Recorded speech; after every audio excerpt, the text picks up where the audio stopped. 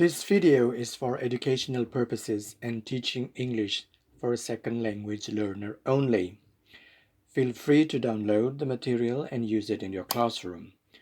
Please subscribe and hit the notification bell to let you know when a new episode is available.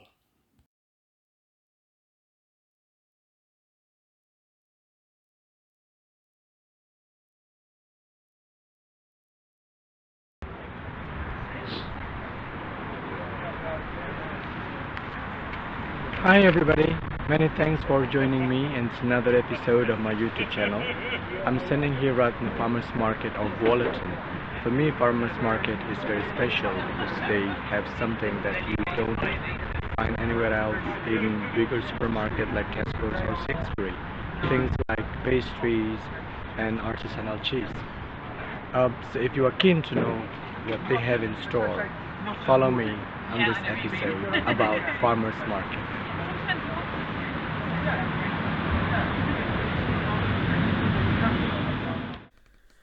With farming and food production becoming more industrialized and specialized, we are experiencing what Karl Marx largely termed as alienation in production, both in the sense of it being dehumanizing and detaching. In the food production process, for instance, producers or farmers become detached to what they produce as the elements of their production process are basically out of their control and possibly the end products being completed somewhere else. An example for this is that the meat industry, which will have the imported beef from halfway across the globe before being made into sausages, which will then probably be packaged somewhere else. Fruit jams will have the fruit imported from across the continent, then processed and packaged in different parts of the country.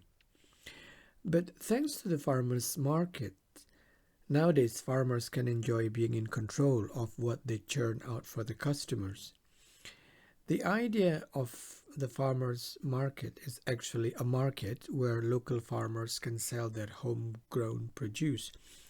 It is held mostly in open air, accessible venue where they can face their loyal customers, who would then ask questions about what they are about to buy. It allows the customers to reconnect to the provenance of the food itself and the process that this food has undergone. And it adds value, so the communication between the producer and customers. At the same time, farmers and producers can take pride on what they contribute to society, standing right behind what they actually sell. Now, with over 750 farmers' markets across UK being held regularly, from Wales to Bath, from Lincoln to Cheltenham, the significance of farmers' market does not end there. With direct sale to consumers and no middleman fee occurring between producer and consumers, farmers' market offer seasonal heritage fruit and vegetable varieties and ensure a fair price to their produce, which means fair income in the end. Local farmers promote traditional animal breed as part of mixed farming systems where the animals are helping regenerate the soil. And using alternative packaging or other than plastic, all of these practices make their farming far more sustainable. And there is a trend in many restaurants these days that only source ingredients from short distances, avoiding imported ingredients that add carbon footprints.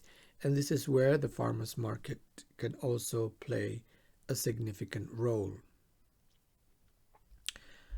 Although some critics warn people not to be duped by the price, as some items could be more expensive than those in supermarket, I personally think that the quality of the items that you can find in the farmers market are superior. Farmers market is the Saturday or Sunday thing for me. when I'm not preoccupied with the assignment as a student and a researcher.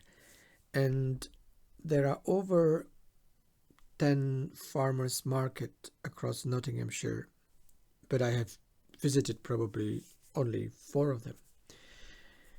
Every market has their own Saturday schedule, with the exception of one particular farmers market that I've visited is Garage Chilwell, which is held twice a month on Sundays. West Bridgford Farmers Market takes place on the 2nd and 4th Saturday of every month. The market is held on a croquet lawn on Central Avenue from 8:30 a.m. to 1:30 p.m. There are over 30 stalls at each market. Now, because it's held only on particular hours of Saturday, you need to be quick, to be there on time and enjoy the time strolling around and choose, the items you want to buy. My favorite bakery when I visited the farmers market in West Bridgford is Elizabeth Bakery, which also has a stall here in Wolverton. And there are other stalls that will also be available in Wolverton's farmers market. Another market that I've visited is Sneinton Market, which mainly caters for the vegan diet. I remember that I visited it once while I was trying to be vegan, which is not an easy thing to do. But sadly, this Sneinton Market is reportedly closed earlier this year. Probably this, not sufficient customers visiting that. It could have been the reason why it has been closed.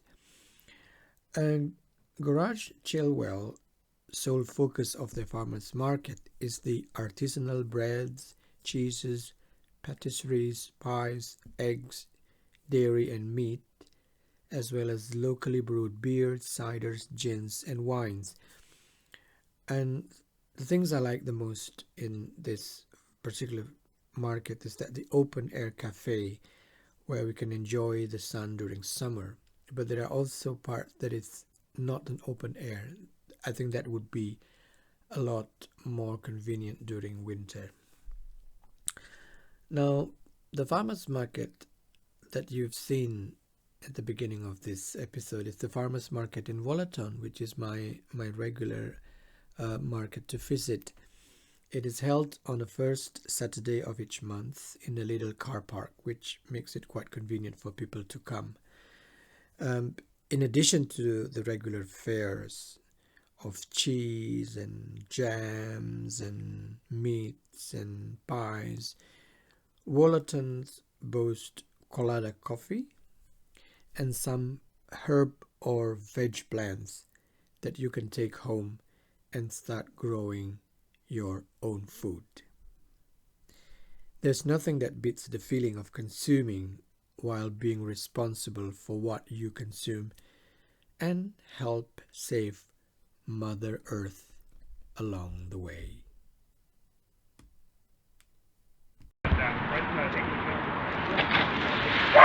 I guess that's it for this episode of the Farmers Market in Wolverton. I got everything I need. I got this sun-dried tomato and olive bread and vintage Lincolnshire poacher's cheese. So I'll see you next week with another update of what is interesting in the British life and institution. Until then, take care.